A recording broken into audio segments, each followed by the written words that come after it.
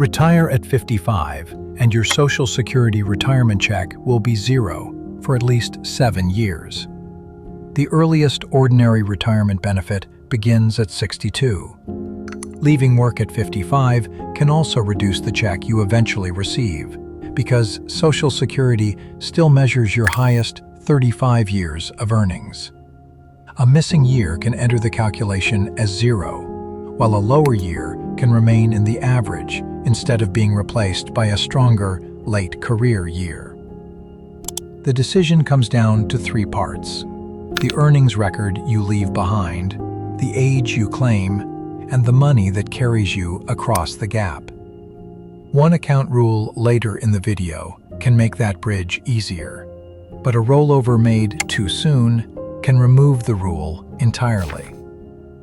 This is general retirement education, not advice tailored to your household. Your work history, plan rules, taxes, and health coverage can change the result. Start with the part Social Security actually records: your earnings. Social Security calculates a retirement benefit from your highest 35 years of covered earnings.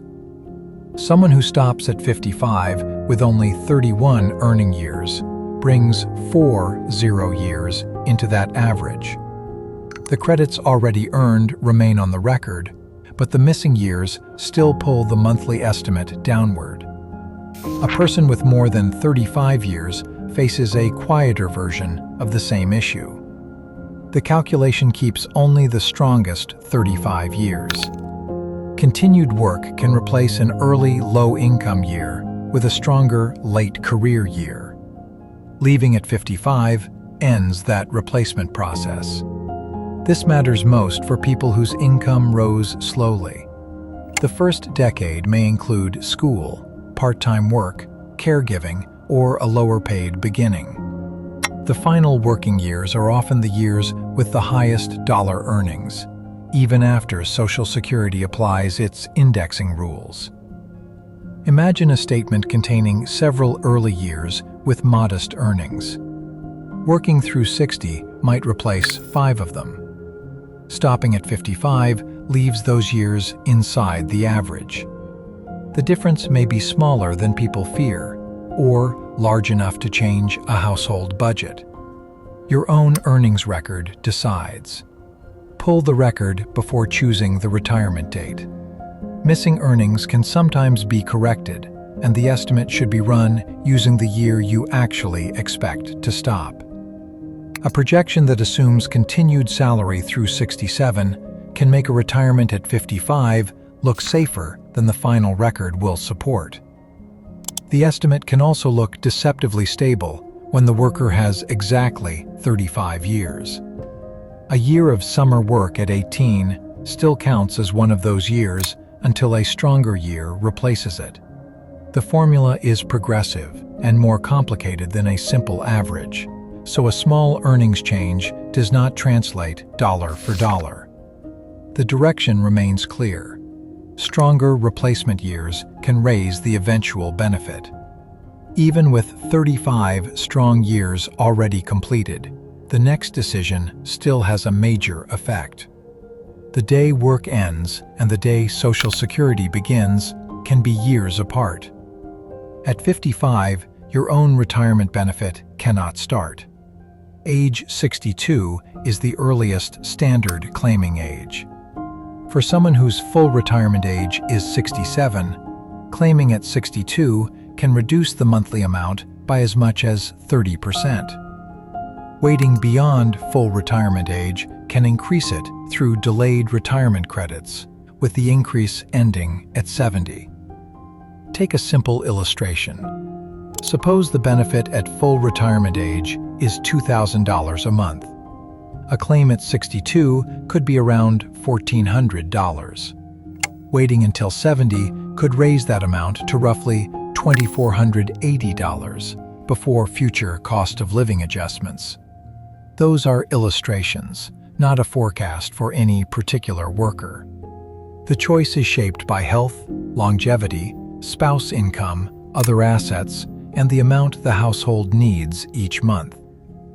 A well-funded bridge lets someone leave work at 55 and wait beyond 62 to claim. For married couples, the higher earner's choice deserves extra attention. Delayed retirement credits can increase the survivor benefit available later. A claim made for short-term cash flow can therefore influence the income one spouse may live on after the other dies. That bridge has a simple job. It must carry the household from the final paycheck to the chosen Social Security date, without turning every market decline into an emergency. Consider a household that needs $60,000 a year after tax. A spouse's income and a small consulting role cover $15,000, leaving $45,000 for savings and investments. 7 years to age 62 represents about $315,000 of withdrawals before taxes, market movement, or major surprises. Waiting until 67 would require another 5 years of support, although the larger Social Security check would reduce withdrawals afterward. That illustration explains why a portfolio can look large and still produce a fragile age 55 plan. The first decade carries an unusual amount of work. It funds daily life, protects the future Social Security choice, and absorbs health care before Medicare. 7 years separate 55 and 62. 10 years separate 55 and Medicare eligibility at 65 for most people. Those gaps are long enough for several market cycles, a vehicle replacement, and a few expensive surprises. Treating them as one extended vacation budget usually creates trouble. Accessible money matters more during these years than a large total net worth. A retiree may own substantial assets inside accounts that are awkward or costly to reach. The monthly bills still arrive in cash. The account map should show which dollars can be used first, how each withdrawal is taxed, and what remains for later decades. Money held in a taxable account behaves differently from pre-tax retirement money. Roth rules add another layer.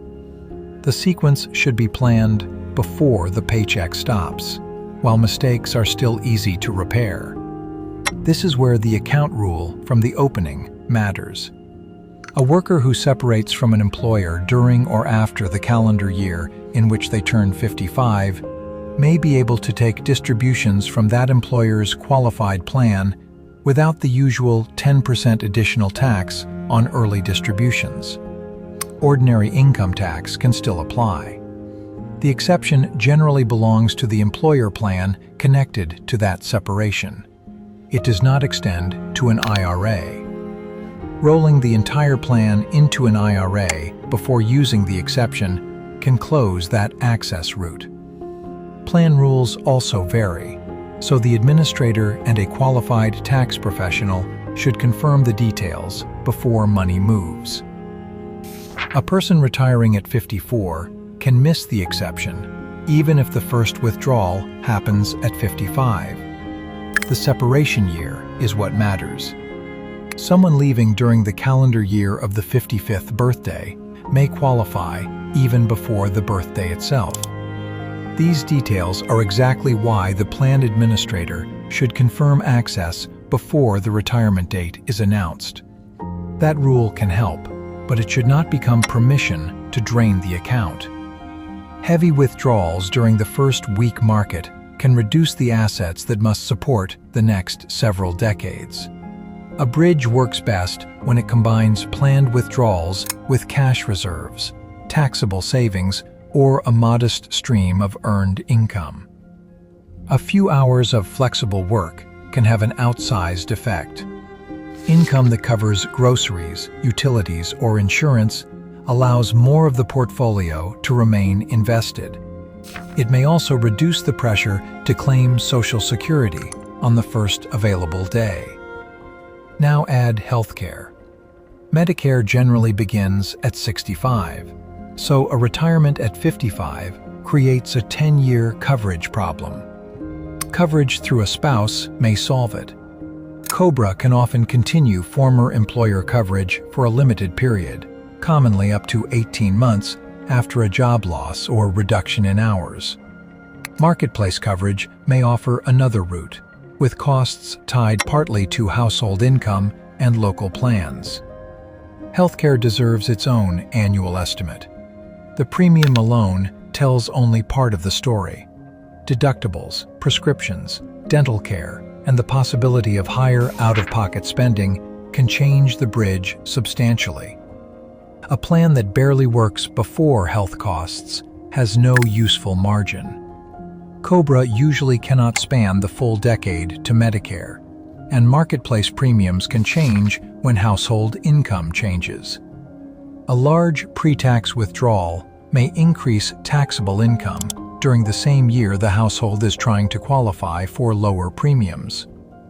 The bridge should therefore connect the investment plan and the health insurance plan, rather than treating them as separate spreadsheets. Think of retirement at 55 as a sequence of changing budgets. The first years rely almost entirely on household resources. Social Security becomes available at 62, though the chosen claim date may come later. Medicare changes the healthcare budget at 65.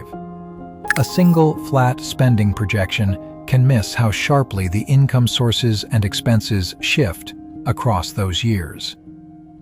This is where the answer changes for someone who has already stopped working at 55. The earnings record may be fixed for now, yet the claiming date and bridge spending remain adjustable. Part-time covered work could even add earnings to the record if those earnings replace a weaker year. Returning to work for a year does more than create salary. It can reduce portfolio withdrawals, add a covered earnings year, shorten the bridge, and preserve a later claiming date. The value may be much larger than the paycheck alone suggests.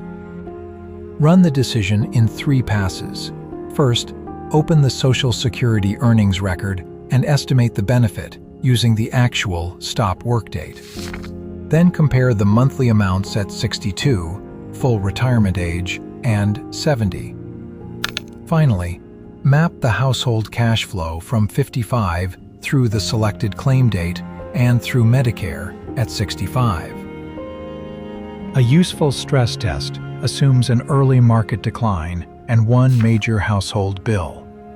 If that forces an immediate Social Security claim or a large retirement account withdrawal, the bridge needs more cash, lower spending, temporary income, or a later retirement date.